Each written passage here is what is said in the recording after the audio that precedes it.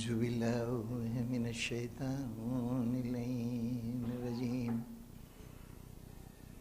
بسم الله الرحمن الرحيم الحمد لله رب العالمين الصلاة والسلام على أشرف الأنبياء والمرسلين وعلى آله وعترته وأهل بيته الطيبين الطاهرين المعصومين صلوات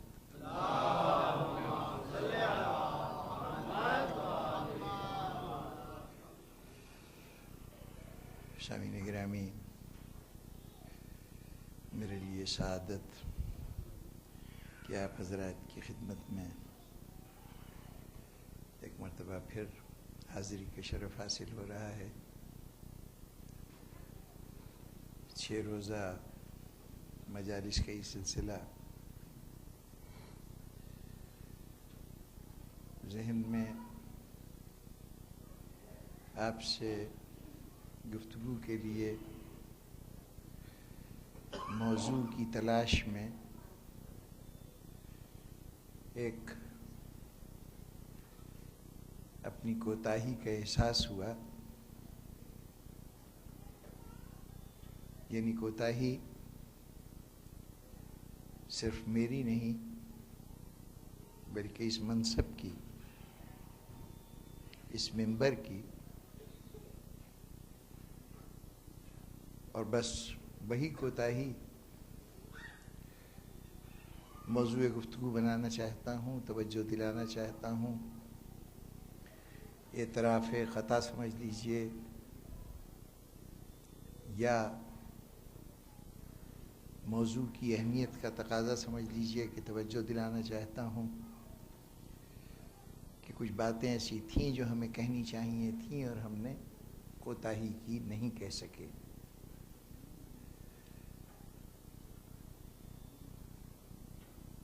پہلے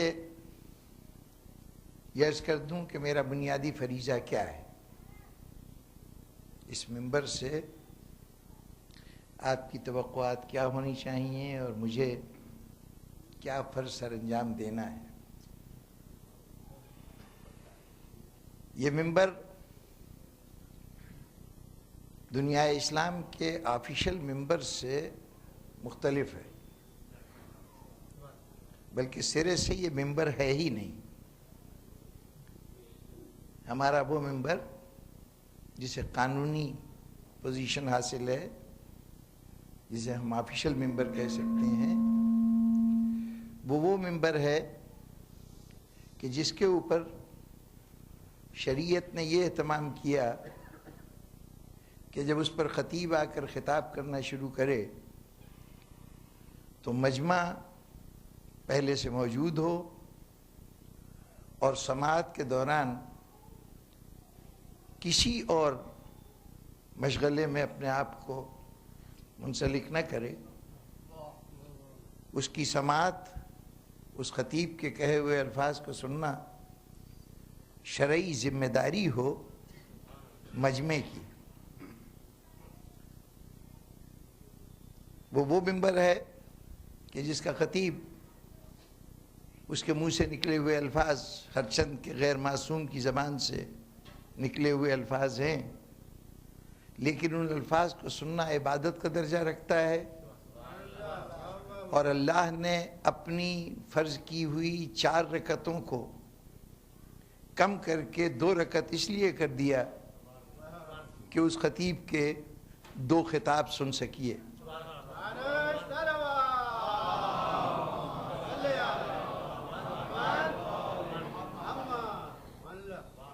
ذہنوں میں آ گیا، جمعے کا خطیب جو ہے وہ ہمارا یوں کہیے کہ سرکاری خطیب ہے،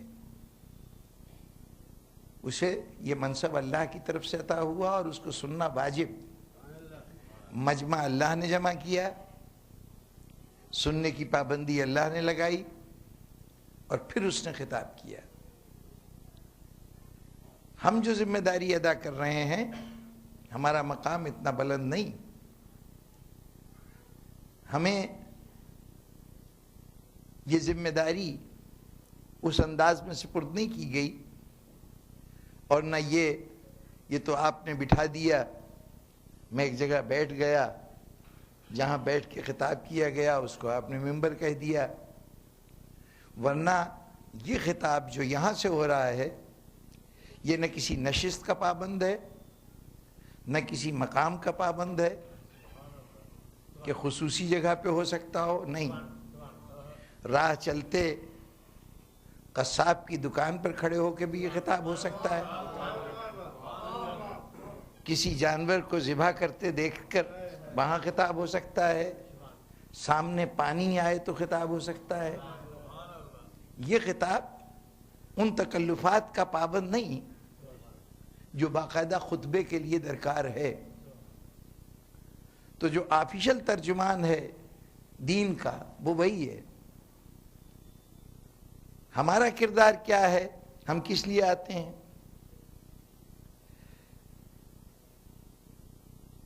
بات یہ تھی کہ دین کو قیامت تک رہنا تھا.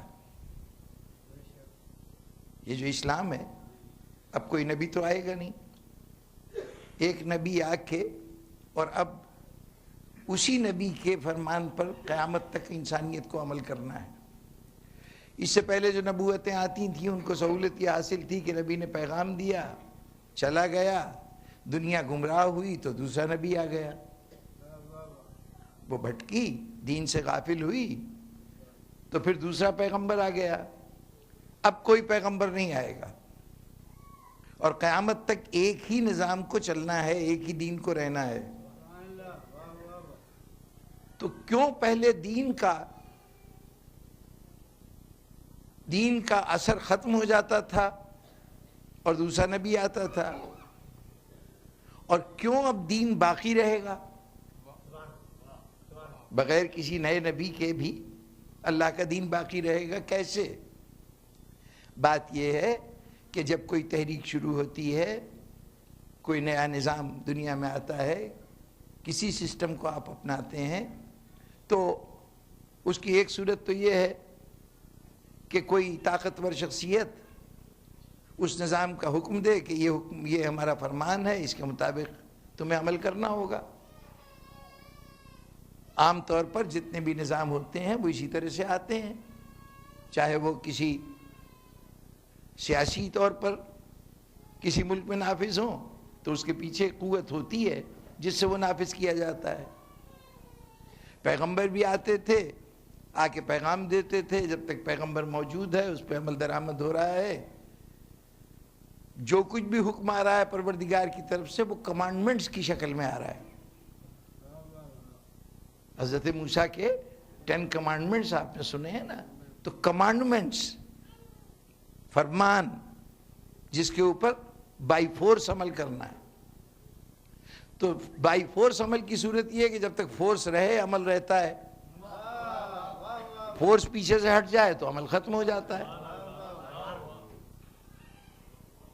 اب کیا کیا جائے؟ اگر کسی نظام کو قیامت تک یا کسی طویل عرصے تک رہنا ہے تو اس کے لیے ضروری ہے کہ اس نظام کے ساتھ کوئی نہ کوئی ایموشن وابستہ کیا جائے. جذبہ ہوگا تو جب تک جذبہ ہے اس وقت تک وہ نظام چلتا رہے گا. اچھا، اب جذبے کی صورت یہ ہے کہ وہ حکم سے زیادہ شارٹ لیونگ ہے، اس کی لائف بہت ہی کم ہے.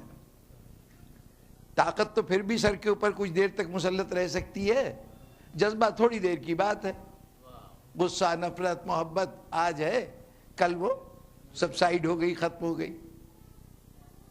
تب ضرورت یہ ہے کہ دین کو باقی رکھنے کے لیے، دین کے نظام کو باقی رکھنے کے لیے پشت پر کوئی جذبہ ہو، اور ایسا جذبہ جو 1-2 دن میں ختم نہ ہو، مستقل حیثیت قائم ہو جائے. اس کے لیے پروردگار عالم نے، چونکہ فطرت بنانے والا ہے نا، وہ جانتا ہے کہ اس کے تمام جذبات میں جو کیفیتیں اس کے اوپر ایموشنل طاری ہوتی ہیں، اس میں سب سے پاورفل ایموشن ہے محبت کا. کسی شے سے ذرا سے بھی لگاؤ پیدا ہو جائے، محبت پیدا ہو جائے، تو یہ محبت پوری زندگی پہ چھا جاتی ہے۔ ایک کھیل سے دلچسپی ہے کسی نوجوان کو، تو اب ذرا دیکھیے اس کے زندگی کے معمولات۔ صبح سویرے اٹھ رہا ہے، باہر جا کے یا کسی جم میں جا کے ایکسرسائز کر رہا ہے۔ کیوں یہ ایکسرسائز کر رہے ہو؟ میں چاہتا ہوں اسٹیمنا بن جائے، میں اس کھیل کے اندر کھیل سکوں۔ آ کے گھر میں اگر ناشتہ کر رہا ہے، کچھ کھا رہا ہے، تو یہ احتیاط ہے کہ کہیں میرا وزن نہ بڑھ جائے، کہیں کوئی ایسی کیفیت نہ پیدا ہو جائے جو کھیل میں رکاوٹ بنے۔ گھر سے باہر نکل رہا ہے تو جن لوگوں سے مل رہا ہے دیکھتا ہے کہ یہ میرے کھیل کے معاملے میں کتنے مفید ہو سکتے ہیں، مجھے کسی مشہور ٹیم کا رکن بنا سکتے ہیں کہ نہیں بنا سکتے۔ جتنی معلومات مل سکے وہ جمع کر رہا ہے، یعنی پورا دن اس کا گزر رہا ہے اس کھیل کو مرکز بنا کے۔ ایک ذرا سے کھیل سے دلچسپی ہوئی تو زندگی کے ہر شعبے میں اس کھیل نے اپنے اثرات دکھانے شروع کر دیے۔ اب ذرا سوچئے کہ اگر کسی ذات سے محبت کا رشتہ قائم ہو جائے تو وہ محبت کا رشتہ جتنی محبت شدید ہوگی اتنا ہی وہ وقف برائے محبوب ہوتا چلا جائے گا۔ اب محبت ایک ایسی چیز کہ جس سے محبت ہو اس کا تقاضا یہ ہوتا ہے کہ بس میرے بن جاؤ، باقی دنیا سے رشتہ توڑ لو۔ محبت کا ترازو یہ ہے کہ کتنا محبوب کے بن گئے۔ اگر ذرا سے بھی کہیں کسی اور کی توجہ دکھائی تو اس کا مطلب ہے محبت کچی تھی، خام تھی۔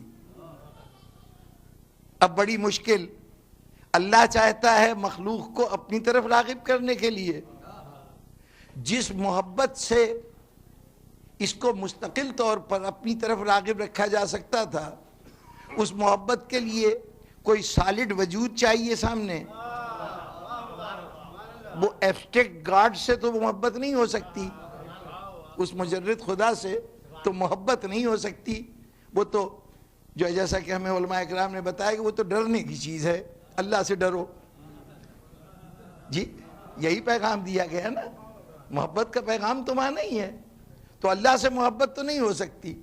تو پھر محبوب جو بھی بنے گا وہ کہے گا کہ میرے بن جاؤ، اور جب میرے بن جاؤ تو پھر خدا کے نہ رہو۔ تو اب ضرورت تھی کہ کچھ ایسے افراد ہوں کہ اگر وہ کہیں میرے بن جاؤ تو ان کا میرا بننا در حقیقت خدا والا بننا ہو۔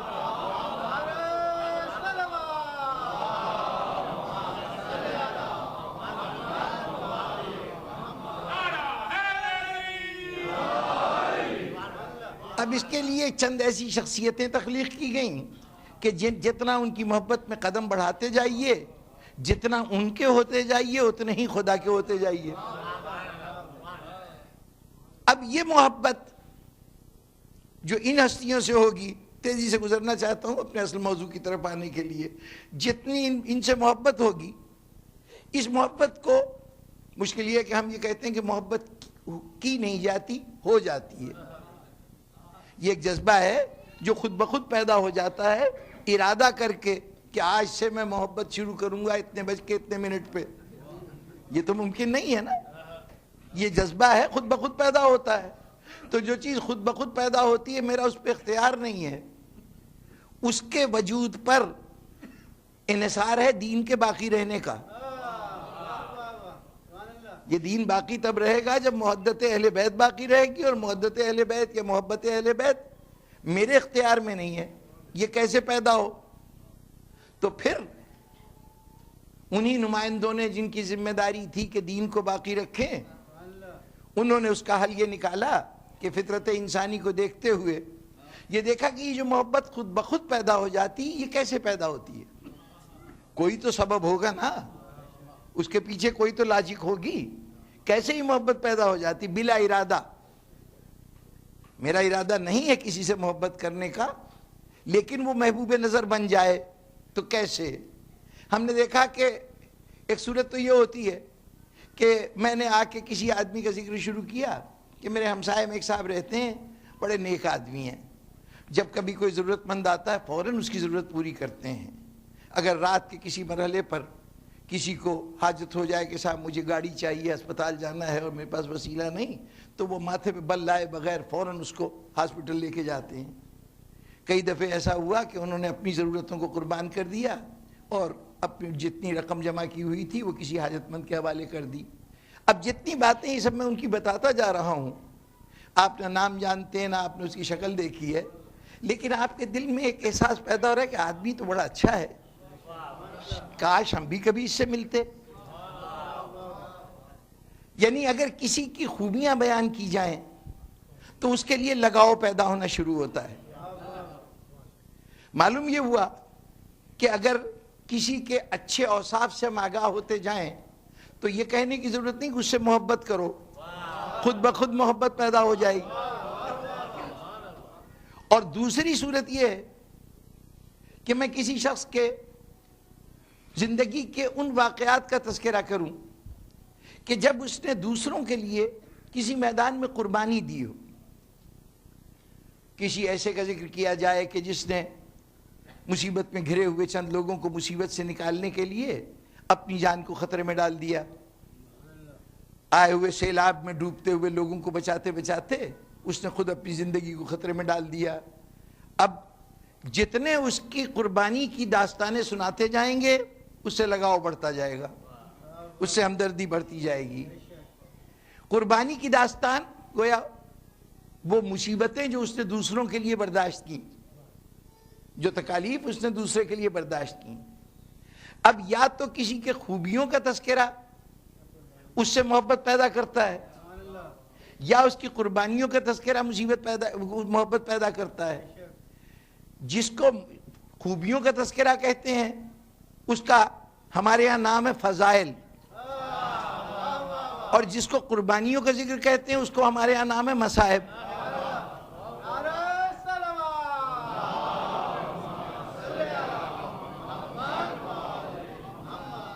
اب وہ جو آفیشل خطیب تھا اس پر اتنی ذمہ داریاں تھیں، اسے بتانا تھا کہ شریعت کا تقاضا تم سے کیا ہے، جائز کیا ہے، ناجائز کیا ہے، حلال کیا ہے، حرام کیا ہے. رات دن اس کی ذمہ داری یہ تھی. اس کے پاس اتنا وقت نہیں تھا کہ وہ اس اہم جز کی طرف توجہ دے. اور دوسری طرف جو دین کے دشمن تھے وہ چاہتے تھے کہ چاہے احکامات شریعت جتنے دل چاہے بیان کیے جائیں لیکن ان دو تذکروں کو نہ ہونے دیا جائے، کیونکہ یہ دین کو باقی رکھنے کا سبب ہے. جس کو نقصان پہنچانا ہے اس کو وہ یہ نہیں چاہے گا وہ ٹھیک ہے آپ حلال حرام سناتے رہیے، اس کو کوئی پریشانی نہیں ہے. حکم ہے نا، معلوم ہے کہ اگر طاقت نہیں ہے پیچھے تو یہ حکم زیادہ دیر تک باقی نہیں رہے گا. لیکن اگر جذبے کے تحت کوئی کام کیا جا رہا ہے تو وہ جذبہ اس سے کام کروا لے گا. چنانچہ اس موقع پر کوشش یہ کی دشمن نے کہ یہ نہ فضائل کا ذکر ہو نہ مصائب کا ذکر ہو. چنانچہ جن کے کاندھے پر دین کو باقی رکھنے کی ذمہ داری تھی انہوں نے ایک نیا انسٹیٹیوشن کریٹ کیا، اور اس انسٹیٹیوشن کا نام تھا عزاداری. اس کے خطیب کا کام یہ ہے، اس کے بولنے والے کا، اب اس کو چاہے صاحب ممبر کہیے یا جو دل چاہے کہیے، اس ممبر والے کا کام یہ ہے کہ وہ اہل بیت کے فضائل بیان کرے، ان کے مصائب بیان کرے. اب اسے کہنے کی ضرورت نہیں کہ ان سے محبت کرو. کبھی آپ نے اپنے بچوں سے کہا کہ بچوں علی سے محبت کیا کرو، حسین سے عقیدت رکھا کرو؟ کہنے کی ضرورت نہیں ہے. ہم صرف فضائل بیان کرتے ہیں، مصائب بیان کرتے ہیں، اور دل میں محبت خود بخود پیدا ہوتی جاتی ہے. تو اس منبر کا کام ہے فضائل و مصائب اہل بیت بیان کرنا. یہ اس مقصد کے لیے بنا ہے. اور جب اس مقصد کے دیکھیں، یہ اکثر تقاضا ہونے لگتا ہے کہ صاحب آپ لوگ مسائل کیوں نہیں بیان کرتے، نماز روزے کی بات کیوں نہیں کرتے، آداب نماز اور آداب طہارت کیوں نہیں بیان کرتے؟ جناب والا، اس منبر میں گنجائش تو بہت ہے، کہنے کو کوئی بات کہی جا سکتی ہے، لیکن میرے منصب کا پہلا تقاضا یہ ہے کہ میں فضائل بیان کروں اور مصائب بیان کروں. اب اس فضائل و مصائب کا رول کیا ہوگا، ہمارے دین سے اس کا تعلق کیا ہے؟ تو دین تو وہ ہے جو وہ فقیہ بیان کر رہا ہے، دین کے ضابطے وہ بیان کر رہا ہے. لیکن وہ جتنی باتیں وہ بتا رہا ہے اس کا تعلق ہے ہماری عملی زندگی سے. نماز یوں پڑھو، روزہ یوں رکھو، حج یوں کرو، زکوٰۃ یوں دو، یہ سب عملی زندگی ہے نا، جس کے لیے آپ کے ہاں لفظ جو ہے شرعی وہ پہلے میں نے استعمال اس لیے نہیں کیا کہ کہیں اس کی وجہ سے آپ اس کو کم وقت نہ دیں، کم حیثیت نہ سمجھیں. یعنی وہ لفظ ہے فروعات، دین کی شاخیں. اور دین کی جڑیں کیا ہیں؟ وہ اصول، اصل کے معنی جڑ. جتنا دین اندر ہے وہ اصول ہے، اور جتنا دین باہر ہے وہ فروع ہے. بھئی جو آپ کے ذہن سے، آپ کے دل سے تعلق رکھتا ہے وہ سب اصول ہے، وہ تو نظر نہیں آ سکتا. توحید آپ کیسے دکھائیے گا؟ اپنا نبوت کا تصور کیسے دکھائیے گا؟ یہ عقیدے ہیں، یہ ذہن میں پروان چڑھتے ہیں. اور ہم نماز روزے کا مظاہرہ کر سکتے ہیں،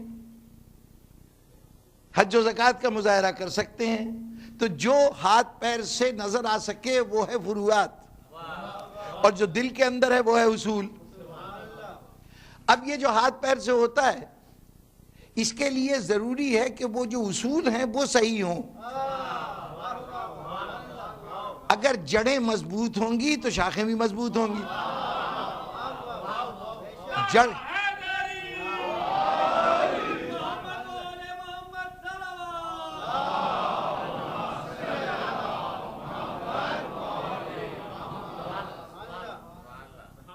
میں بڑی بڑی باتوں کو جلدی جلدی سمیٹ رہا ہوں تاکہ میں جدھر جانا چاہتا ہوں وہاں پہنچوں. اب یہ کام کہ جڑیں مضبوط ہوں تو پھر شاخوں کے اوپر بہار آئے گی، اس کے پتے سرسبز و شاداب تب ہوں گے. عمل میں حسن پیدا ہی تب ہوگا جب عقیدہ صحیح ہوگا. وہ جو آفیشل ممبر ہے ہمارا، اس کا کام ہے کہ بتائے کہ صحیح عمل کیسے ہوتا ہے. یعنی وہ آپ کے خارج کو ٹھیک کر رہا ہے، نماز یوں، روزہ یوں، حج یوں، زکوٰۃ یوں. لیکن ہمیں معلوم ہے کہ وہ اس وقت تک ٹھیک نہیں ہو سکتا جب تک اندر عقیدہ صحیح نہ ہو. جڑیں مضبوط نہیں ہوں گی تو پودوں پہ، پتوں پہ پانی ڈالتے رہیے، اس سے پتے گل تو سکتے ہیں، سرسبز نہیں ہو سکتے. تو یہ کام ہمارے سپرد ہے کہ ہم جڑوں کو پانی دیتے ہیں، ہم آپ کے عقیدوں کو مضبوط بناتے ہیں. عقیدوں کی پرورش کرنا اس ممبر کا کام ہے. یوں سمجھ لیجئے کہ آپ کے ہاں تو بہت معمول کی چیز ہے، جو لوگ کسی ادارے میں کام کرتے ہیں، مثلا بینکنگ وغیرہ سے وابستہ ہیں، تو کبھی کبھی ہوتا یہ ہے کہ وہ بینک کے اعلیٰ اتھارٹیز کی طرف سے فرمان جاری ہوتا ہے کہ فلاں تاریخ کو ایک لیکچر ہوگا، اس میں کچھ پیشہ ور بولنے والے ہیں، ان کو بلایا جاتا ہے، ان کو موٹیویشنل اسپیکرز کہا جاتا ہے. وہ آ کے ہی نہیں بتاتے کہ بینکنگ کیسے ہوتی ہے، وہ قاعدے قانون ضابطے نہیں بتاتے کہ بینک کا نظام کیسے چل رہا ہے. وہ صرف ڈوبتے ہوئے جذبوں کو ابھارتے ہیں، وہ دم توڑتی ہوئی ہمتوں کو جوان کرتے ہیں. وہ آ کے وہ تحریک پیدا کرتے ہیں کہ بھائی کام کرو. کیسے کرو یہ وہ بتائیں گے، بینک والے اس کے ماہر بتائیں گے. بس جناب وہ موٹیویشنل اسپیکر ہم ہیں اس دین کی دنیا میں. ہم آپ کے جذبوں کو جوان کرتے ہیں. اور یہ میں نے عرض کر دیا کہ جذبے جوان کرتے ہیں کس طرح؟ ذکر فضائل سے اور ذکر مصائب سے. تو اب ہماری ذمہ داری ہے فضائل و مصائب کا بیان کرنا. جی یہاں تک تو بات واضح ہے نا. اب میری ذمہ داری تھی فضائل و مصائب کو بیان کرنا. فضائل اجتماعی طور پر اہل بیت کے، اور بالخصوص اگر ایک فرد کا تعارف ہو جائے تو وہ ایسی بنیادی فرد ہے کہ پورے سلسلے سے ربط قائم ہو جاتا ہے، اور وہ فرد ہے علی ابن ابی طالب علیہ السلام کی ذات.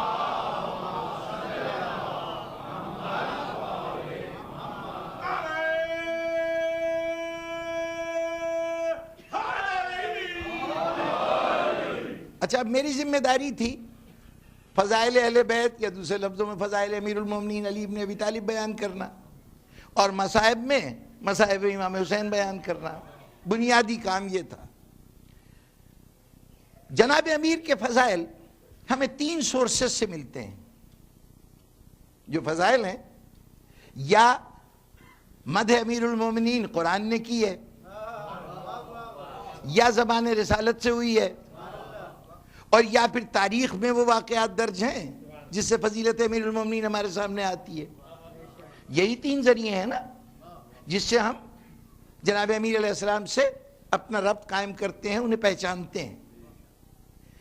جو کچھ اللہ نے کہا علی ابن ابی طالب کے لیے وہ تو آپ کی شخصیت سے متعلق، آپ کی خوبیاں ہیں، آپ کے فضائل ہیں، زندگی میں جو واقعات ہیں اس کا احاطہ قرآن مجید نہیں کر رہا، عموماً آپ کی صفات کا ذکر کر رہا ہے، شخصیت کا، پرسنالٹی کا ذکر کر رہا ہے۔ پرسنالٹی کو واقعات کیا پیش آتے رہے اس کا ذکر قرآن میں نہیں ہے۔ اور اگر کسی واقعے کا حوالہ بھی ہے کہ کبھی علی کے دروازے سے کسی حاجت مند کو بھیک مل گئی ہے اور قرآن اس کا ذکر کرنا چاہتا ہے، تو یہ واقعہ ہے حیات پیغمبر کا۔ اگر کسی جگہ علی نے ایک رات بستر رسول پہ سو کے اور مرضی الہی کا سودا کر لیا ہے تو یہ بھی شب ہجرت کا واقعہ ہے، حیات رسالت کا۔ اگر کسی پرٹیکولر واقعے کی مثال دی ہے قرآن نے تو وہ اسی دور کا واقعہ ہے جب تک حضور دنیا میں موجود تھے، جب قرآن نازل ہو رہا تھا۔ زبان رسالت سے علی کے جو فضائل بیان ہوئے ان فضائل کا تعلق بھی ظاہر ہے، جب زبان رسالت سے بیان ہو رہے ہیں تو وہ فضائل بھی عہد رسالت سے تعلق رکھتے ہیں، کم از کم واقعاتی اعتبار سے انہی واقعات سے تعلق رکھتے ہیں جو حیات رسالت میں پیش آئے۔ اب اس کے بعد دوسرا ذریعہ تھا، تیسرا ذریعہ تھا تاریخ۔ اس تاریخ نے جس علی کو ہم سے متعارف کرایا وہ علی وہ ہے کہ حیات رسالت میں ہر قدم پر رسول کے ساتھ ہے، ہر میدان میں رسول کی کا مددگار ہے، ہر مرحلے پر رسول کی سپر ہے، پناہ ہے، جو خطرات اسلام کو آتے ہیں اپنے سینے پہ جھیلتا ہے۔ ادھر چراغ نبوت میدان ظاہر سے فانوس قبر میں جا کے روشن ہوا، ادھر علی ابن ابی طالب چند دن تک کچھ واقعات میں ذکر آیا اور اس کے بعد ہمارے پاس کوئی تفصیلات نہیں ہیں، ایک سناٹا سا ہے۔ اس کے بعد پھر 25 سال کے گیپ کے بعد، 25 سال کے وقفے کے بعد علی ابن ابی طالب اس وقت ظاہر ہوئے کہ جب پھر مسلمان ان کے دروازے پہ گئے اور ان کو اصرار کر کے لائے کہ آپ ہماری قیادت سنبھالیے، ہمارے لیڈر بنیے۔ اور اب علی ابن ابی طالب کبھی جمل میں نظر آ رہے ہیں، کبھی صفین میں نظر آ رہے ہیں، کبھی نہروان میں نظر آ رہے ہیں، کبھی مسجد کوفہ سے خطبے دیتے نظر آ رہے ہیں، کبھی اپنے عاملوں کو خط لکھتے نظر آ رہے ہیں، کبھی کرسی انصاف پہ بیٹھے ہوئے فیصلہ کرتے نظر آ رہے ہیں۔ یعنی حیات امیر المومنین کا ایک پورشن ہمارے سامنے ہے جو ولادت کے بعد سے شروع ہوتا ہے اور حضور کے وصال پر، پیغمبر کے وصال پہ ختم ہو جاتا ہے۔ 2 4 10 دن اس کے بعد تقریباً نگاہوں سے اوجھل ہو جاتا ہے۔ دوسرا پیریڈ وہ ہے کہ جب علی ابن ابی طالب مسند اقتدار پہ بیٹھے ہیں، اب وہ ہمارے سامنے آ جاتے ہیں، اس وقت پھر تذکرہ شروع ہو جاتا ہے۔ اب اگر غور فرمائیے تو یہ جو دونوں پیریڈ ہیں یہ ہمارے کام کے نہیں ہیں۔ بڑی عجیب سی بات کہہ رہا ہوں معذرت کے ساتھ، علی ابن ابی طالب کبھی ایسا نہیں ہو سکتا کہ ہمارے کام کے نہ ہو، لیکن جس حوالے سے میں بات کر رہا ہوں ذرا اس حوالے سے دیکھیے۔ حیات رسالت کا علی، حیات رسالت کا علی نبی کی ضرورت ہے، ہماری ضرورت نہیں۔ بھئی اگر مجھے زندگی کے کسی مرحلے پر کوئی عمل سیکھنا ہو، یہ جاننا ہو کہ یہاں صحیح کیا ہے اور غلط کیا ہے، تو میرے سامنے چراغ ہدایت رسول روشن ہے، مجھے ان سے پوچھنا ہے کہ شریعت کے تقاضے کیا ہیں، وہ بتائیں گے۔ حیات پیغمبر میں رہنمائی کا ذریعہ ذات پیغمبر ہے، اس کو اپنی ضرورت کے لیے علی کی مدد کی ضرورت ہو، اسے چاہے وہ بدر و احد و خندق و خیبر کی بات ہو، چاہے شب ہجرت بستر پہ کسی کو لٹانا ہو، چاہے دوران تبلیغ کسی مددگار کی ساتھ ضرورت ہو، جس مرحلے پر ضرورت ہے وہ ضرورت رسول ہے۔ ہماری ضرورت ابھی علی نہیں ہے، خود رسول کی ذات موجود ہے۔ جیسے ہی چشم رسالت بند ہوگی ہماری نگاہ میں، اسی وقت سے علی کی ضرورت شروع ہوگی۔ اب ہدایت کی ضرورت پیش آئے گی. اچھا، اور وہ جو علی جو کوفے کے تخت کے اوپر بیٹھا ہوا حکومت کر رہا ہے، وہ علی ایک ایسا نظام حکومت سے متعارف کرا رہا ہے کہ جو خالصتاً عادلانہ ہے، وہ نظام حکومت جو اللہ کا پسندیدہ ہے، منظور ہے. لیکن جناب والا یہ سارا طرز عمل رہنما ہے، گائیڈنس دے رہا ہے کس کو؟ وہ جو تخت پہ بیٹھے ہوئے ہیں، جو صاحبان اقتدار ہیں. آج دنیا میں کتنے صاحبان اقتدار ہیں مسلمانوں میں؟ تقریباً 1 ارب کے قریب پاپولیشن ہے مسلمانوں کی.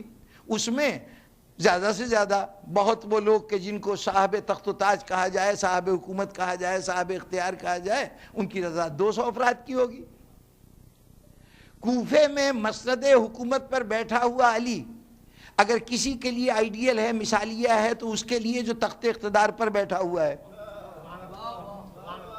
چنانچہ پوری ملت اسلامیہ میں 1 ارب مسلمانوں میں صرف یوں سمجھیے کہ 200-250 آدمی ہوں گے جو کسی ایسی پوزیشن پہ ہیں کہ جہاں وہ ان کے ہاتھ میں اختیار ہے، اقتدار ہے، تو علی ان کی رہنمائی کر رہے ہیں. ایک عام آدمی جسے دوسروں کی حکومتوں میں رعایا کے طور پہ رہنا ہے، اس وقت کے علی کا کردار اور شخصیت اس کے لیے نمونہ عمل نہیں ہے. بھئی میں ایک حکمران سے کیا سیکھ سکتا ہوں؟ حکمران سے تو حکمران بھی سیکھے گا نا کہ طریقہ حکومت کیا ہونا چاہیے.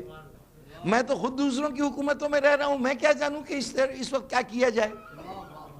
یا حکمران کا طرز عمل اس کے لیے نمونہ عمل ہے جو حکومت کے تخت پہ بیٹھا ہے. تو حیات رسالت کا علی، رسول کی ضرورت ہے، میری ضرورت نہیں.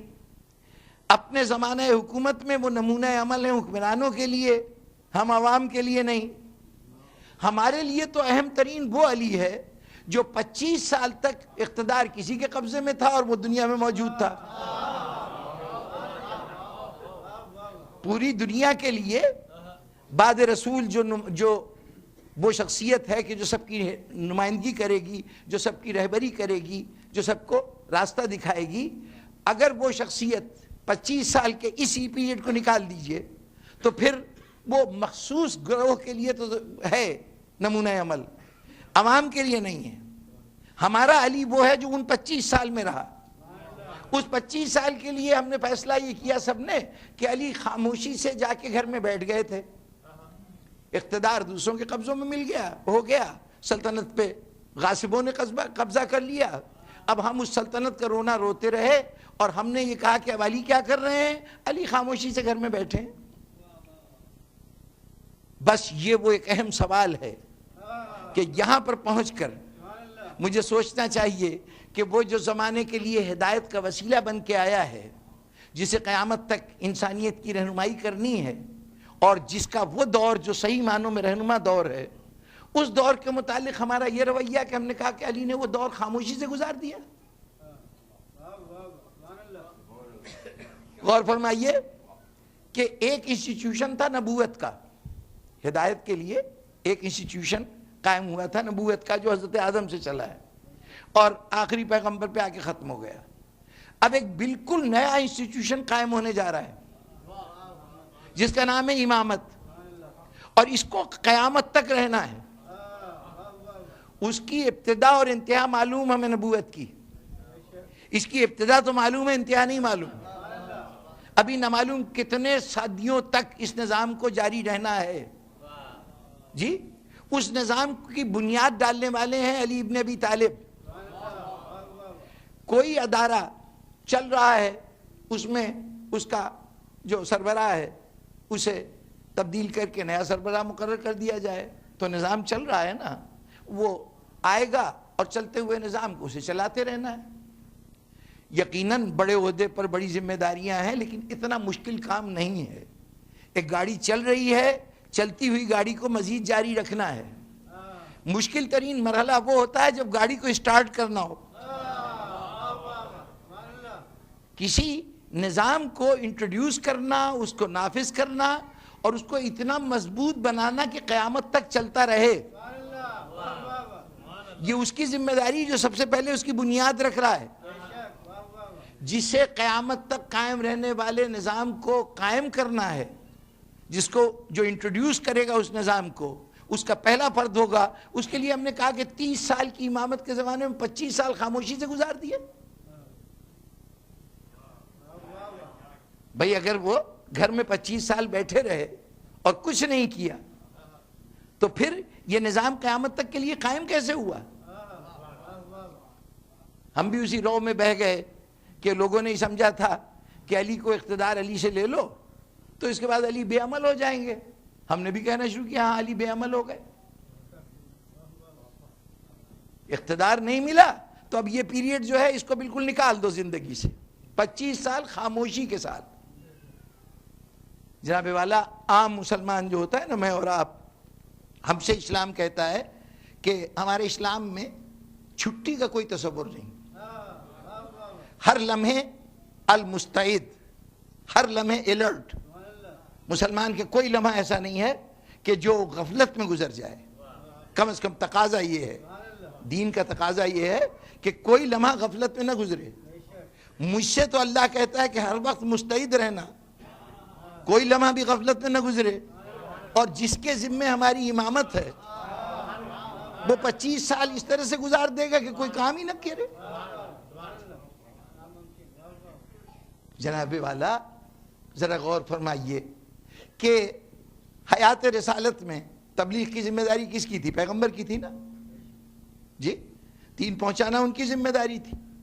وہ رسول جب دین پہنچا رہا ہے اس وقت علی کی مصروفیت کا، ایکٹیو رہنے کا یہ عالم ہو کہ تاریخ اسلام کا کوئی صفحہ ذکر علی سے خالی نہ ہو۔ حیات رسالت میں زمانہ امن ہو تو علی سامنے، زمانہ جنگ ہو تو علی سامنے، رسول گھر میں ہو تو علی موجود، رسول باہر ہو تو علی موجود۔ کوئی مقام نہیں ہے کہ جہاں علی سامنے نظر نہ آئے۔ حیات رسالت کے جبکہ علی کی ذمہ داری کچھ نہیں ہے، ذمہ داری تو رسول کی ہے نا، دین کو پہنچانا۔ اس وقت علی اتنے ایکٹیو کہ کوئی مرحلہ حیات رسالت کا ایسا نہ ہو کہ علی ایکٹیو نہ ہو، کچھ نہ کچھ کر رہے ہیں، فعال حیثیت ہے ان کی، کچھ نہ کچھ سر انجام دے رہے ہیں۔ حیات رسالت میں جبکہ ذمہ داری نہیں تھی اس وقت اتنا ایکٹیو رہنے والا، جیسی اس کے سر ذمہ داری پڑی خاموش ہو کے گھر میں بیٹھ گیا۔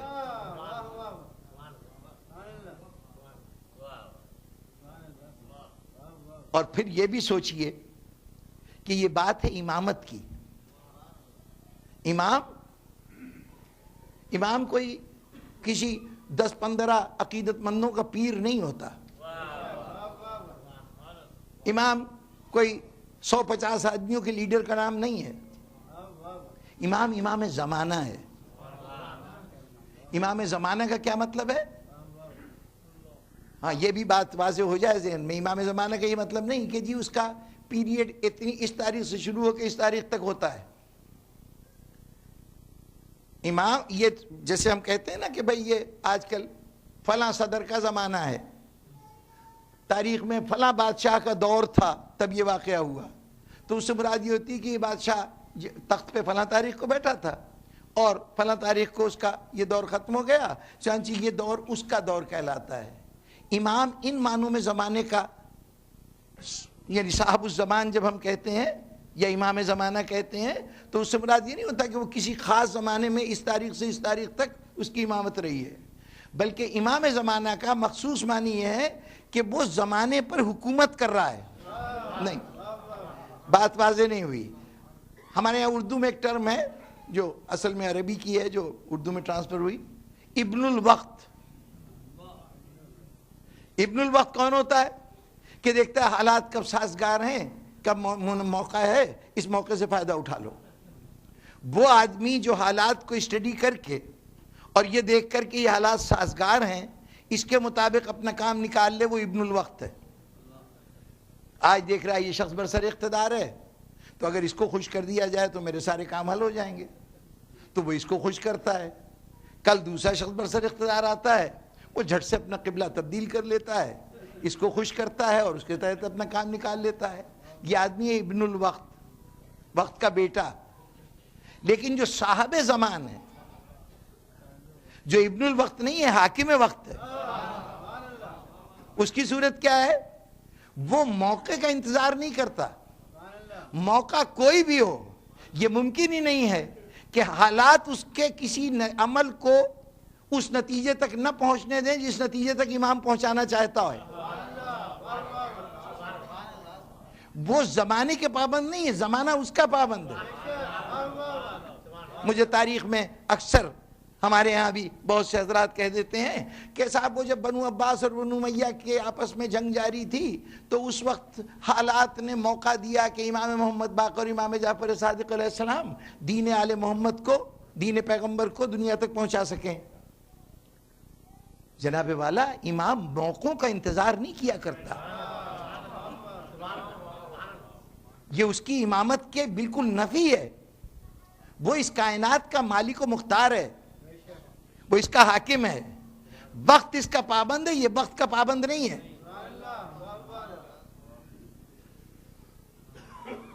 یوں کہیے کہ یہ انسان جو ہے صاحب اختیار کہلاتا ہے. یہ اختیار کس چیز کا ہے؟ اختیار صرف ہمیں اتنا ہے کہ راستہ یہ اختیار کروں یا یہ کروں.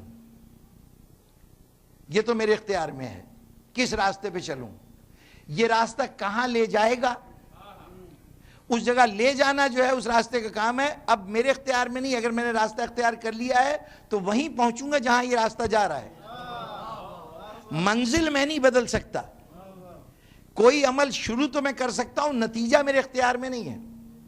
نتیجہ اللہ کے اختیار میں ہے. وہ جو کہا گیا کہ تو عز من تشاء و تذل من تشاء، ہم ہی انسان کو عزت دیتے ہیں اور ہم ہی انسان کو ذلت دیتے ہیں. تو یوں نہیں کہ عزت و ذلت رکھی ہوئی اللہ مٹھیاں مٹھیاں رکھ کے بانٹ رہا ہے. کہنے کا مطلب یہ ہے کہ ہم نے عزت کے لیے بھی راستہ مقرر کر دیا ہے، ذلت کا راستہ بھی مقرر کر دیا ہے. یہ ناممکن ہے کہ تم ذلت کے راستے پہ چلو اور تمہیں عزت مل جائے، اور یہ ممکن نہیں ہے کہ تم عزت کے راستے پہ چلو اور دنیا تمہیں ذلیل کر دے. ساری دنیا بھی تمہارے خلاف ہو جائے، لیکن اگر تم نے راستہ ہمارا بتایا ہوا چنا ہے نا عزت کا، تو اس پہ عزت پہ تمہارا مقدر ہوگی، اس کا نہیں جو تمہیں اس راستے سے ہٹانا چاہتا ہے. جی تو گویا نتیجہ ہمارے اختیار میں نہیں ہے، راستے کا انتخاب ہمارے ہاتھ میں ہے. لیکن امام اس ہستی کا نام ہے جو راستہ کوئی ہو نتیجہ وہ ہوتا ہے جو امام کی منشا ہوتی ہے. اس اختیار کا نام ہی امامت ہے، جہاں نتیجے بدل جائیں.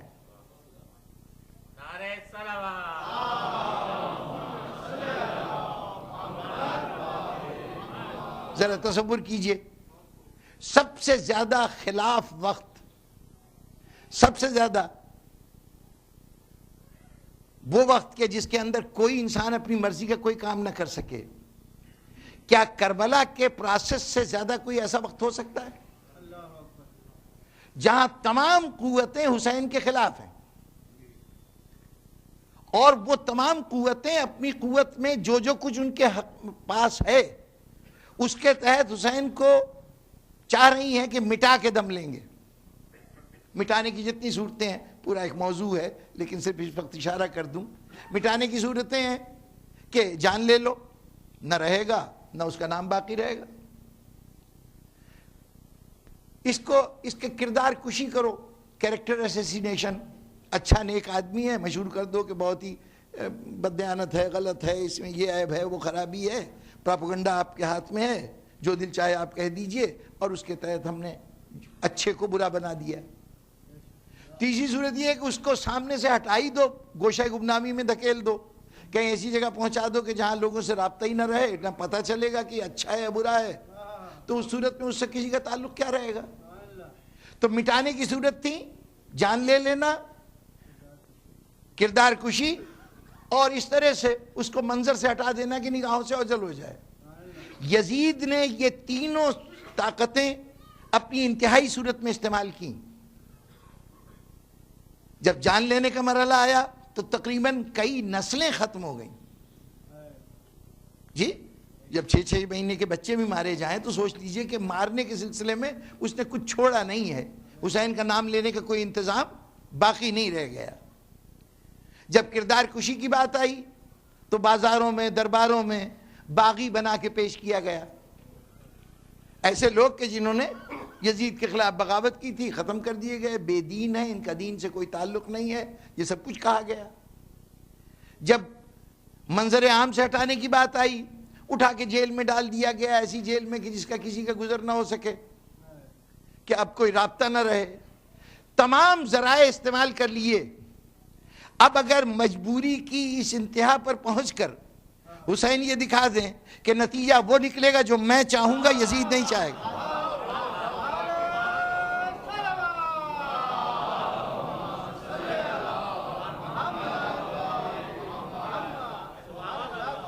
تو امامت کبھی مجبور نہیں ہوتی۔ امامت مجبور ہو جائے تو امامت نہیں ہے، وہ ہمیشہ با اختیار ہوتی ہے۔ تو اب کسی کے پاس اقتدار ہے تو یہ سمجھ لیا جائے کہ اب تو اقتدار رہا نہیں، تو علی اب کیا کرتے، اب کیسے نظام چلاتے؟ جناب والا، کیا فرعون کا تخت پہ بیٹھنا اور سارے اختیارات اپنے ہاتھ میں رکھنا موسیٰ کو ریٹائر کر دے گا نبوت سے؟ کیا چونکہ حکومت نمرود کے پاس ہے اس لیے ابراہیم نبوت چھوڑ دیں؟ یعنی اقتدار کو انہوں نے ہاتھ نہیں، ان کا ہاتھ نہ پہنچا نہ انہوں نے چاہا۔ ارے جب اتنا بڑا معجزہ ہو گیا تھا کہ جلتی آگ سے صحیح سلامت نکل آئے تھے، تو کم از کم اس وقت تو یہ پوزیشن ہو گئی ہوگی کہ جو ارد گرد کھڑی ہوئی عوام ہوگی، جو منظر دیکھ رہی ہے، اسے فوراً احساس ہوا ہوگا کہ یہ کوئی غیر معمولی شخصیت ہے۔ اس وقت اگر وہ ایک نعرہ بلند کرتے کہ اس جھوٹے خدا کو ختم کرو تو مجمع ٹوٹنا پڑتا، لیکن حضرت ابراہیم نے نمرود کے اقتدار پہ ہاتھ نہیں ڈالا، خود ترک وطن کر کے فلسطین چلے گئے، خود اپنے گھر کے افراد کو ساتھ لیا، وہاں سے ہجرت کر گئے، در بدر کی ٹھوکریں کھاتے ہوئے پہلے ترکی کے علاقے میں گئے، پھر مصر گئے، پھر مصر سے فلسطین پہنچے، فلسطین سے خاندان کے ٹکڑے ہونے شروع ہوئے، ایک گروہ ان کے خالہ زاد بھائی تھے حضرت لوط، ان کو لبنان میں بھیجا گیا، ایک بیوی اور ایک بچے کو مکے میں لا کے آباد کیا، خود اپنے ایک بیوی بچے کے ساتھ وہاں فلسطین میں رہ گئے، پھیل گیا خاندان، بکھر گیا۔ یہ سب کچھ کیا لیکن نمرود کے اقتدار کے اوپر ہاتھ نہیں ڈالا۔ یہ بتانا تھا کہ نبوت اقتدار کی محتاج نہیں ہوا کرتی۔ کیا آخری پیغمبر کے پیغام میں کوئی رکاوٹ آ گئی کہ صاحب یہاں پر تو ابو جہل جیسے لوگ موجود ہیں اور یہاں ابو سفیان جیسے لوگ موجود ہیں اور یہاں امیہ ابن خلف جیسے لوگ موجود ہیں، ان سب کے باوجود رسول کا پیغام چلتا بھی رہا اور دنیا کے اندر نافذ ہو کے رہا۔ تو اللہ کا ہادی اقتدار کا محتاج نہیں ہوا کرتا۔ اگر اقتدار کا محتاج نہیں ہوتا تو پھر 25 سال خاموشی کے کیسے؟ بس جناب والا، یہ وہ کوتاہی ہے جو ہم نے کی ہے، ہم نے امامت کے اس اہم گوشے کو بالکل نظر انداز کر دیا، حالانکہ یہ بہت غور سے دیکھنے کا مرحلہ تھا۔ حالت جبر میں مظاہرہ اختیار کیسے ہوتا ہے، امامت کا نظام کیسے چلتا ہے، لوگ مسند اقتدار پہ بیٹھے ہوئے اور سمجھ رہے ہیں ساری طاقتیں ہمارے ہاتھ میں ہیں، اور اس وقت دیکھیے کہ امام کیسے اپنے اشاروں پر ان صاحبان اقتدار کو چلاتا ہے۔ نتائج وہ نکلیں جو علی چاہیں۔ ارے جس علی کے اختیار کی کیفیت، تو آپ لوگ کہتے ہیں کہ وہ نماز پڑھ رہ گئی تھی تو سورج پلٹ آیا۔ میں ادب سے کہا کرتا ہوں کہ جناب یہ ذرا سے کچھ روایت کو سننے یا سمجھنے میں کوئی غلطی ہوئی ہے۔ یہ سورج پلٹ کے آنا یہ کسی اور کے لیے ہو سکتا تھا، علی کے لیے سورج پلٹے گا نہیں۔ علی امام زمانہ ہے، اگر اسے کوئی کام کسی خاص وقت پر سر انجام دینا ہے، اگر اس خاص وقت پر وہ کام امام نہیں کر سکا تو اس وقت کو اجازت نہیں ہے کہ وہ قدم آگے بڑھا سکے۔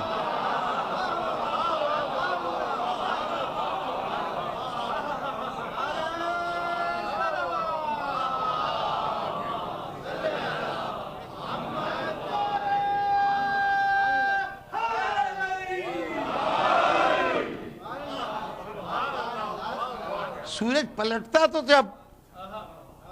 جب چلا گیا ہوتا، مجال تھی کہ علی کو عصر کی نماز عصر کے وقت میں پڑھنی ہے اور سورج ڈوب جائے، سورج منتظر کھڑا ہے، علی نماز ادا کرو تو میں قدم آگے بڑھا۔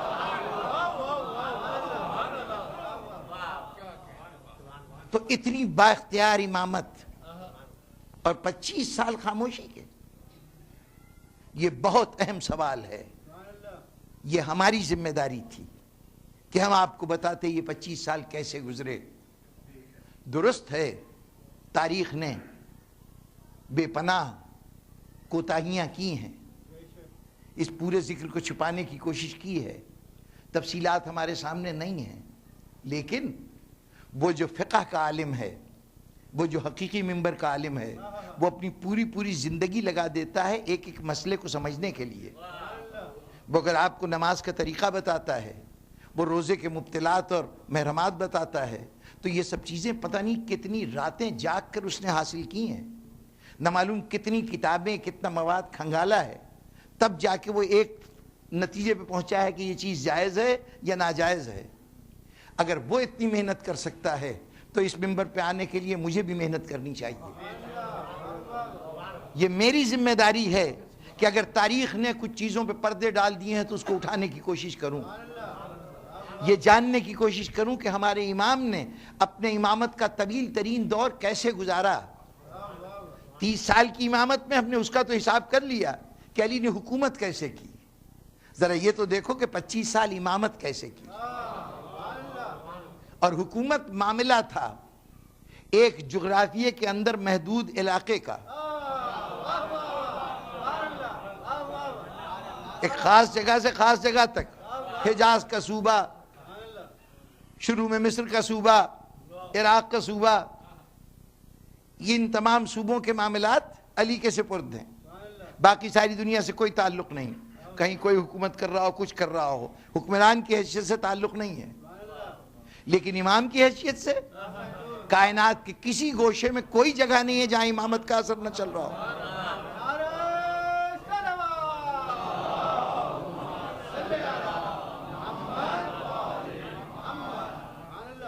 تو اب یہ ہماری ذمہ داری تھی۔ بس یہ تو نہیں کہہ سکتا کہ ان 6 دنوں میں میں زمانہ امامت کے تمام پہلوؤں کی نشاندہی کروں گا، لیکن اتنا ضرور ہے کہ اس موضوع کی طرف توجہ دلانا چاہتا ہوں۔ یہ اب ہماری ذمہ داری، اگر ہم نے کوتاہی کی ہے تو ہمارا محاسبہ کون کرے گا؟ یہ آپ کی ذمہ داری ہے کہ جب میں یہاں آؤں تو مجھ سے تقاضا کیجئے کہ ہمیں بتاؤ کہ ہمارے اماموں نے کیا کیا۔ میں آپ کو چند معجزات سناتا رہا کہ فلاں امام کے زمانے میں یہ معجزہ ہوا، آپ نے یہ معجزہ دکھایا۔ ہم نے کچھ معجزات سنائے تو لوگوں نے اپنے پیروں کے متعلق، اپنے مذہبی رہنماؤں کے متعلق وہی سارے معجزات گنانے شروع کر دیے۔ اب کیسے برتری ثابت ہوگی؟ ان معجزات سے مقابلہ ہوگا؟ سچ پوچھئے تو ہم نے ذکر ائمہ میں کیا کیا ہے؟ معجزات سنائے، یہ بتایا کہ بڑے بہادر تھے، بڑے عبادت گزار تھے، ان کی جو شخصی صفات ہیں ان کا تذکرہ کیا، یا یہ بتایا کہ انہیں فلاں بادشاہ نے یہ اذیت پہنچائی، یہ تکلیف پہنچائی، اس طرح شہید کر دیا۔ امامت کی زندگی کے معجزات سنائے، امام کے ذاتی کمالات سنائے، امام کے اوپر گزرنے والے مصائب سنائے۔ کبھی غور کیا ہے کہ کیا یہ ہے امامت؟ یہ معجزات جو ہم نے سنائے، یہ وہ اتھارٹی لیٹر ہے جو اللہ کی طرف سے امامت کے منصب پہ فائز ہونے کی دلیل کے طور پہ امام لے کے آیا ہے۔ بھئی اپوائنٹمنٹ لیٹر تو ہونا چاہیے نا، دیکھ کے پتہ چلے کہ یہ امام ہے۔ تو اللہ اپوائنٹمنٹ لیٹر کیا دے گا کہ اسے ایسی غیر معمولی طاقتیں دے گا کہ جو عام انسان کے لیے ممکن نہیں ہوں گی۔ تو یہ معجزے اس کے امام ہونے کی دلیل ہیں، یہ امامت کی دلیل ہیں۔ جو اس کی شخصی صفات ہیں، اس جیسا عابد کوئی نہیں، اس جیسا زاہد کوئی نہیں، اس جیسا سخی کوئی نہیں، اس جیسا شجاع کوئی نہیں، درست ہے، یہ سب اس کی بیسک کوالیفیکیشن ہے جس کی وجہ سے منصب امامت پہ فائز ہوا ہے۔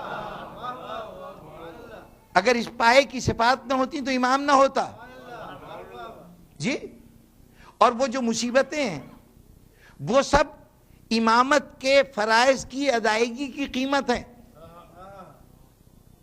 جس مشن پہ آیا ہے اس مشن کو اچیو کرنے کے لیے یہ تمام قربانیاں دے رہا ہے, قیمت دے رہا ہے. ہم نے اس کے امامت کی سند دیکھی, ہم نے اس کی ذاتی کوالیفیکیشن دیکھی, ہم نے اس کی وہ مصیبتیں دیکھی, وہ زحمتیں دیکھی جو اس نے اپنی امامت کے لیے سر انجام دی ہیں. آج تک ہم نے یہ نہیں دیکھا کہ اس نے امام بن کر امامت میں کیا کیا. فرائض امامت پہ کب توجہ دی ہم نے؟ اسے تو کائنات کا نظام چلانا تھا. یا پہلے تعین کر لیجئے کہ امامت کے فرائض کیا ہیں, پھر دیکھ لیجئے. ہم نے اس کی طرف توجہ ہی نہیں دی. تو اب یہ آپ کا فریضہ ہے کہ مجھ سے ادھر ادھر کی باتوں کے درمیان یہ تقاضا کریں کہ بسم اللہ کبھی کبھی ہمیں یہ بھی بتا دو کہ یہ امام جو ہوتا ہے اس امام نے کام کیا کیا. آج آپ کہتے تو ہیں ہمارے امام امام زمانہ ہیں, لیکن ہر امام کے متعلق کم سے کم ایک ایک بات تو ہمیں ایسی معلوم ہو کہ یہ وہ کارنامہ ہے جو انہوں نے سر انجام دیا. اور یہاں پر ایک جملہ اور کہتا چلوں کہ جو امام کارنامہ سر انجام دے گا نا, وہ باطل کے مقابلے میں جب کبھی بھی آئے گا سامنے, تو ہمارا کارنامہ تو یہ ہو سکتا ہے کہ 4 دن کے اندر مٹ جائے. قرآن نے ایک فارمولہ بتایا ہے باقی رہنے کا, وہ یہ ہے کہ جاء الحق وزاق الباطل ان الباطل کان زہوقا. جب حق ظاہر ہوتا ہے تو باطل مٹ جاتا ہے. باطل تو ہے ہی مٹنے کے لیے. اب باطل کا کام ہے مٹ جانا اور حق کا کام ہے باقی رہنا. بس شرط یہ ہے کہ حق باطل کے مقابلے میں حق آئے. جیسے ہی حق آئے گا باطل مٹ جائے گا. باطل جب مٹ جائے گا, ان الباطل کان زہوقا, باطل کا کام ہے مٹ جانا, فنا ہو جانا. جب فنا ہو جائے گا تو پھر دوبارہ سر نہیں اٹھا سکتا. ہم امامت سے ایسے کارناموں کی توقع رکھتے ہیں کہ امامت نے جس میدان میں جو قدم ایک دفعہ اٹھایا ہو پھر دوبارہ اس میدان میں باطل قدم رکھ ہی نہ سکے.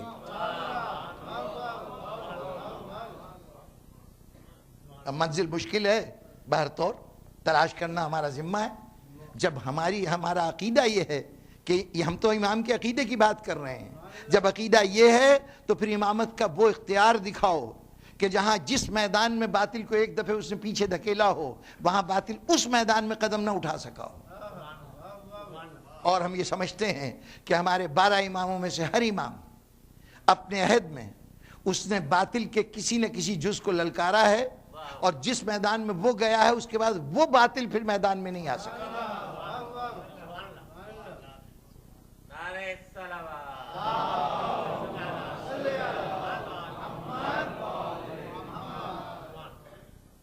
انشاءاللہ اگر توجہ ہو گئی تو پھر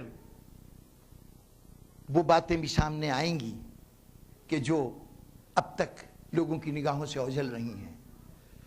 یقیناً ائمہ کے یہ کارنامے کوئی ہم یوں نہ سمجھیے کہ ایجاد کریں گے, صرف تلاش کی بات ہے, جستجو کی بات ہے.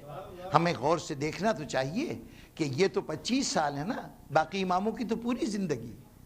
یہاں تو 4-5 سال ایسے مل گئے کہ جس میں مسند اقتدار پہ بیٹھے اور روشنی میں علی ابن ابی طالب کے واقعات آ گئے.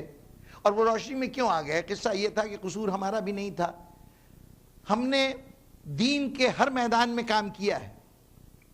دین کے جتنے شعبے ہیں اس میں سب سے پہلے اس کے پائنیئر ہم ہیں. حدیث کا میدان ہو, قرآن کا میدان ہو, تفسیر کا میدان ہو, فقہ کا میدان ہو, ہر چیز میں سب سے پہلے دنیا اسلام میں جو کام کیا گیا ہے وہ ہماری طرف سے شروع ہوا ہے. دوسروں نے ہمیں دیکھ کے اس کی نقل کی ہے. اب وہ تفصیلات ہر ایک کی الگ الگ, ایک ایک داستان ہے. فقہ کی داستان الگ ہے, تفسیر کے میدان میں ہماری خدمات کا تذکرہ الگ ہے, حدیث کے سلسلے میں, قرآن کے سلسلے میں یہ سب تذکرے الگ الگ ہیں. لیکن ہر میدان میں ہم بانی ہیں, ہم شروع کرنے والے ہیں, دوسرے ہمارے پیچھے آنے والے ہیں. ان تمام اسلام سے متعلق علوم میں ایک علم ایسا ہے جس کے اندر ہم نے ابتدا نہیں کی, اور وہ ہے تاریخ. اس لیے کہ تاریخ موضوع تھا. تاریخ کا اصل تقاضا یہ تھا کہ بادشاہوں کا بیان کیا جائے, حکمرانوں کو بیان کیا جائے، ان کی فتوحات، ان کے کارناموں کا ذکر کیا جائے۔ ہم نے پہلے دن ہی حکمرانوں سے تعلق نہیں رکھا، چنانچہ ہمیں کوئی دلچسپی نہیں تھی کہ یہ کیا کر رہے ہیں اور کیا نہیں کر رہے۔ دوسرے جو وہاں سے فیض پا رہے تھے وہ ان کے تذکرے بھی لکھ رہے تھے۔ اب وہ بادشاہوں کے تذکرے لکھ رہے تھے، ان کی نگاہ میں یہ نہیں کہ اہل بیت کے کارنامے کوئی چھوٹی چیز تھے۔ ان کا سب سے بڑا مسئلہ یہ تھا کہ وہ بیان کر رہے ہیں کہ ہمارا جو ہیرو ہے جس کو ہم تاریخ میں موضوع بنائے ہیں، اس نے فلاں علاقہ فتح کیا، اس نے اتنے کنویں بنوا دیے، اتنی سڑکیں بنوا دیں، اتنے راستے ٹھیک کرا دیے، فوج کو اتنا پھیلا دیا۔ اب اس کے مقابلے میں امامت کے کارنامے بیان کیے جاتے تو یہ بچوں کا کھیل لگتا ہے جو کچھ کر رہے تھے۔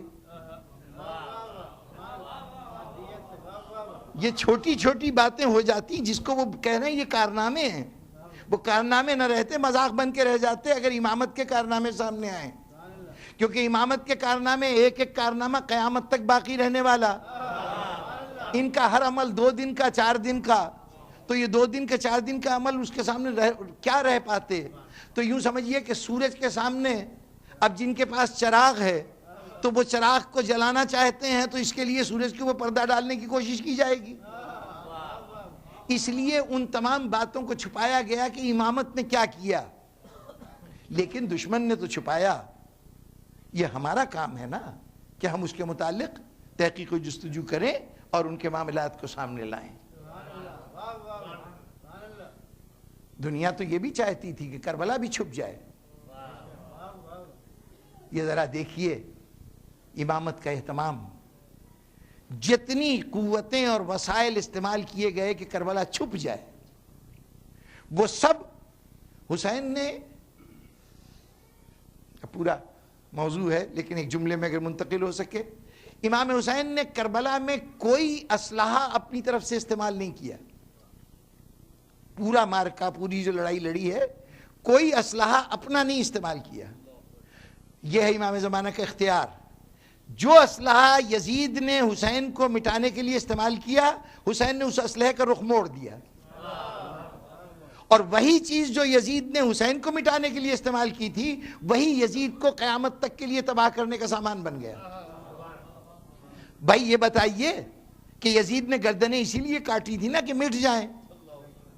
حسین نے کہا اچھا اب دیکھنا کہ یہ گردنیں کاٹنا تیرے لیے یہ مجھے نہیں مٹا سکے گا، تیرے لیے وہ دائمی عذاب بن جائے گا کہ تیرے وکیل قیامت تک کہتے رہیں گے نہیں اس نے نہیں کاٹی تھی گردن۔ یہ نہیں کہہ سکیں گے کہ صحیح گردن کاٹی تھی۔ بھائی اگر چنگیز خان نے لوگوں کے سر کاٹ کاٹ کے اس کے مینار بنائے تو تاریخ آج بھی کہتی ہے کہ اس نے سر کاٹے تھے اور مینار بنائے تھے۔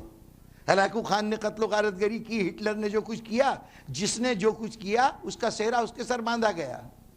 آج یزیدیت کے علمبردار یہ کہہ رہے ہیں، یعنی کہنا یہ چاہیے تھا کہ جو کچھ کیا گیا صحیح کیا گیا، یزید نے حسین کو مارا، حسین کے ساتھیوں کو مارا، نہیں کہا جاتا ہے یہ یزید کا قصور نہیں تھا، وہ تو ابن زیاد نے کیا، اور ابن زیاد کا بھی قصور نہیں تھا، وہ عمر ابن سعد جو لوکل کمانڈر تھا اس نے سب کچھ کیا۔ کوئی کہے یا نہ کہے، خود یزید نے تخت پر بیٹھ کر کہا کہ خدا برا کرے ابن مرجانہ کا، یعنی ابن زیاد کا، کہ اس نے اپنے حد سے تجاوز کیا اور حسین کے ساتھ یہ زیادتی کی۔ اور ادھر ابن مرجانہ ابن زیاد نے یہ کہا کہ یزید آج مجھے ملزم ٹھہرا رہا ہے، یہ جو کچھ کیا ہے اسی کے فرمان سے جاری ہوا ہے۔ ابن زیاد نے جو عمر ابن سعد کو لیٹر دیا تھا امام حسین السلام کی شہادت کے لیے، جو حکم نامہ دیا تھا، وہ اصرار کرتا رہا کہ مجھے وہ فرمان واپس کر دو، اور عمر ابن سعد کہتا تھا نہیں میں واپس نہیں کروں گا، یہی تو میرے پاس اپنی بے گناہی کی دلیل ہے۔ ارچند کے بے گناہ تو وہ نہیں تھا، لیکن وہ کوشش یہ تھی کہ میں یہ ساری ذمہ داری ابن زیاد کے سر پہ ڈال دی جائے۔ دیکھیے کامیابی اور ناکامی کا ایک بڑا آسان سا پیمانہ ہے۔ جب یہ بحث ہو کہ کامیابی کہاں ہے اور ناکامی کہاں ہوئی ہے تو اس کی سمپل سی پہچان یہ ہے، جب کامیابی ہوتی ہے تو ہر شخص اس میں اپنا حصہ لینا چاہتا ہے، اور جب ناکامی ہوتی ہے شخص رسپانسبلٹی کسی اور پہ ڈالتا ہے۔ جب خیبر کے میدان میں فوجیں واپس آتی تھیں نا پہلے 39 دنوں میں، واپس آتی تھی تو اب تاریخ یہ کہتی ہے کہ سردار یہ کہتا تھا کہ فوج پہلے بھاگی، فوج کہتی تھی سردار پہلے بھاگا. ہمیں اس سے بحث نہیں کہ دونوں میں پہلے کون بھاگا، یہ رسپانسبلٹی شفٹ کرنے سے پتہ چلا کہ ناکام ہو کے آئے ہیں. اور جب فتح ہو گئی تو وہ کہا جی وہ اس فتح میں ہم بھی شامل تھے. یہاں تک ہوا کہ مورخین نے یہ بھی کہا کہ مرہب کا سر علی نے تو مرہب کو کسی اور شخص نے اس کی ٹانگیں کاٹ دی تھی، وہ زمین میں پڑا تڑپ رہا تھا، علی گئے جا کے سر کاٹ لے آئے. کسی طریقے سے یہ اعزاز ان کے سر بن جائے. اس اعزاز کو باندھنے کی کوشش نے بتایا کہ کامیابی علی کو ملی تھی، ناکامی ان کو تھی جہاں رسپانسبلٹی شفٹ ہو رہی ہے. اب یہ فیصلہ کرنا ہے کہ کربلا میں کون کامیاب ہوا. تو اسی پیمانے کو لے کے چلو. 1400 سال گزر گئے، کربلا کی سو کالڈ فتح آج تک وارث کی تلاش میں ہے. یزید کہہ رہا ہے ابن زیاد نے کیا، ابن زیاد کہہ رہا ہے یزید نے کیا. یہ رسپانسبلٹی کا شفٹ کرنا بتا رہا ہے کہ فتح نہیں ہوئی، شکست ہوئی.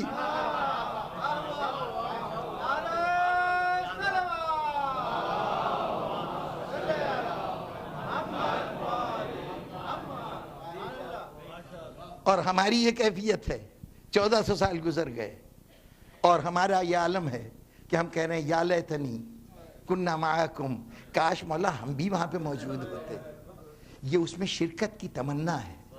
اس تمنا نے بتایا کہ حسین نے کوئی بہت بڑی کامیابی حاصل کی ہے کہ 1400 سال کے بعد بھی انسان آرزو کر رہا ہے کہ کاش ہم ہوتے اور اس میں شامل ہوتے. بدل کے رکھ دیا قتل کے نتیجوں کو.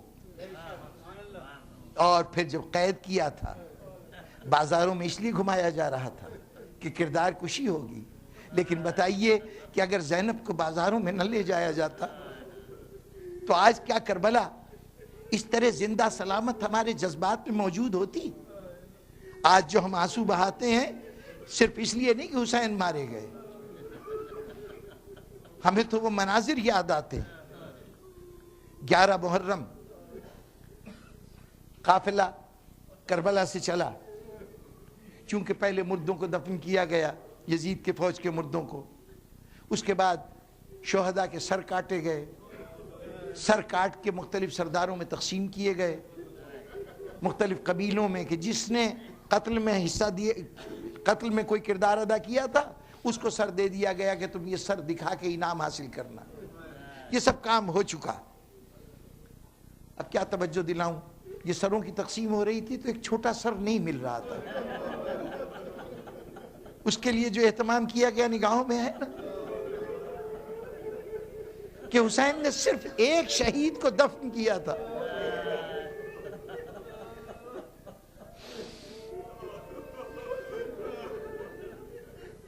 جب حسین علی اصغر شہید ہو گئے تھے نا، لے کے آئے تھے خیمے میں. ایک روایت تو یہ ہے کہ امام نے ماں سے چھپایا تھا، اور دوسری روایت یہ کہ نہیں ماں کے پاس لے کے آئے تھے. میرا ذاتی تصور یہ کہتا ہے کہ اگر لیلا علی اکبر کی لاش دیکھ سکتی ہے، ام فروا قاسم کی کچلی ہوئی لاش دے سکتی ہے، تو کم از کم رباب کو کم ہمت نہ سمجھیے. بڑی عظیم خاتون ہے رباب. ہاجرہ ادب سے سلام کریں گی یہ رباب کو، جس کے گود کے 2 پالے ہوں اور دونوں کو ایسے نازک موقع پر اپنے آقاؤں کے سپرد کرے کہ وہ جنگوں میں فیصلہ کن ہو جائیں. حسین کی جنگ فتح کی ہے علی اصغر نے، زینب کی جنگ فتح ہوئی ہے سکینہ کے دم سے. دونوں رباب کے گود کے پالے ہوئے. تو رباب کے لیے یہ نہ کہیے کہ وہ بچے کی لاش دیکھ نہیں سکی، نہیں، وہی روایت میرے لیے قابل قبول ہے اور اس کی تاریخ تائید بھی کرتی ہے کہ حسین لائے، لا کے بچے کو ماں کی گود میں دیا. تو ماں نے ایک بڑا مختصر سا مرثیہ کہا تھا، 3 لفظوں پہ مشتمل مرثیہ. کیا اس عمر کے بچے کو بھی مارتے ہیں؟ علی اصغر کیا تیری عمر کے بچوں کو بھی ذبح کیا جاتا ہے؟ حسین نے لاش دے کے کہا تھا میں رباب تمہارے پاس اس لیے نہیں لایا کہ علی اصغر کی تم مرثیہ پڑھو، آؤ ذرا میرے ساتھ آؤ۔ آگے آگے حسین، پیچھے پیچھے رباب، خیمے کے پیچھے آئے۔ وہاں پر آ کر حسین نے اب زمین پہ بیٹھ کر ذوالفقار سے ایک چھوٹا سا گڑھا کھودا۔ اس پورے عرصے پہ رباب بچے کو گود میں لیے کھڑی رہی۔ شاید دنیا کا یہ واحد جنازہ تھا کہ ماں جنازہ اٹھا رہی تھی، باپ قبر کھود رہا تھا۔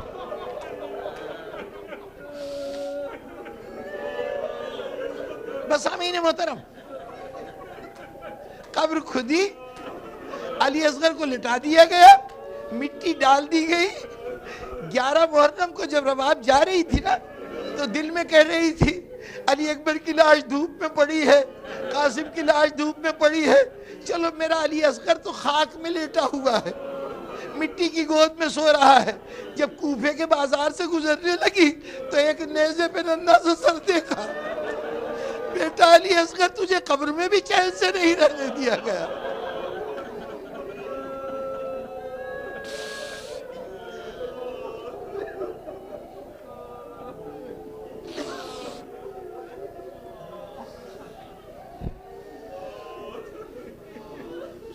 الذین ظلموا ایام انقلب من ینقلبون۔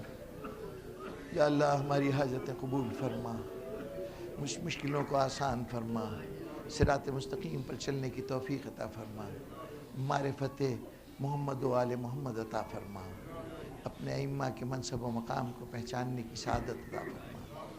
یا اللہ اپنے اس عہد کے حسین کا جلد ظہور فرما کہ جس کے ظہور سے تاریخ کے ڈالے ہوئے تمام نقاب اٹھ جائیں گے، حقیقت پہ پڑے ہوئے تمام پردے اٹھ جائیں گے اور سچائی دنیا کے سامنے ظاہر ہو جائے گی۔ اور یا اللہ جب اس کا ظہور ہو ہمیں اس کے جانثاروں میں شامل فرما، اور رب العالمین جسے امام کی خدمت میں حاضری کا شرف حاصل ہو اسے نصرت امام کی بھی توفیق عطا فرما۔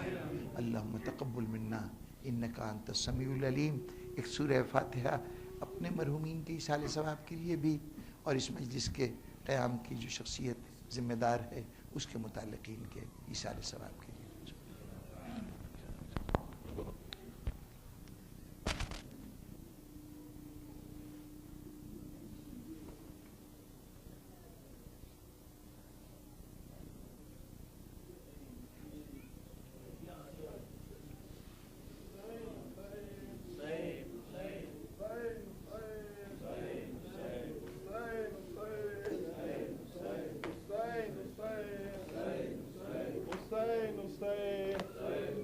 Hussein